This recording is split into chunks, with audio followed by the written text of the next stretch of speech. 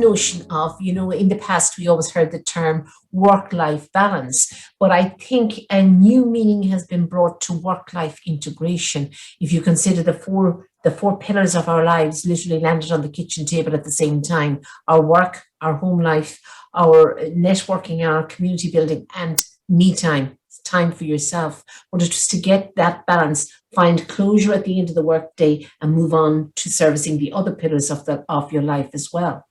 It's a funny thing, isn't it, that we talk about work-life balance and yet we don't talk about eat-life balance or fitness-life balance.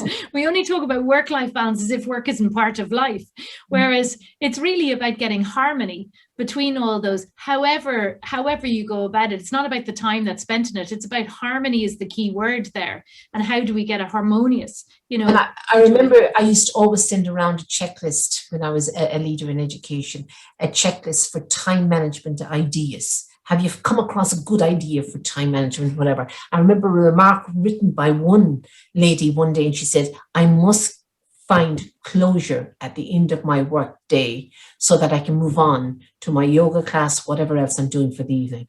If I don't find closure at the end of that to-do list, it's niggling on my mind all evening. So maybe this was a juncture where people got to put manners on work and say, right, this is the end of the work day now. I'm moving on to the rest, the other things in my life. And plus, people who might have been on the road a lot, away on business, etc., they got to know their kids in a different way.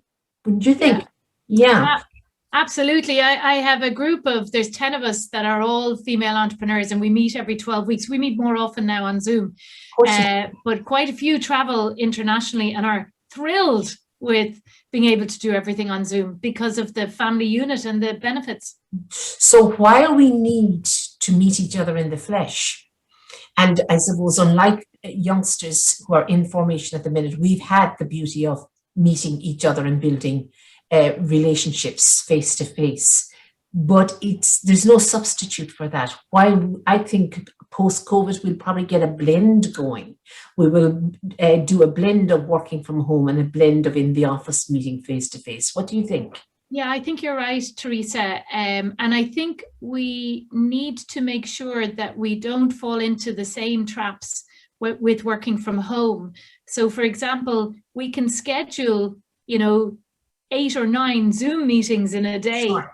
And not give ourselves any break at all. And nearly, it's nearly a worse situation. You don't get any time to sort of stop and go, hang on, what happened in that meeting and what do I have to do as a result of it? And, to reflect. So it's this constant filling of time. It's nearly like every sort of gap of time that we get. And so now we're not traveling and driving and so on. We fill it with other things. So I think it's about stopping and making sure that some bad behavior doesn't get in there. I suppose there's a temptation of going back to the office when the kids have gone to bed.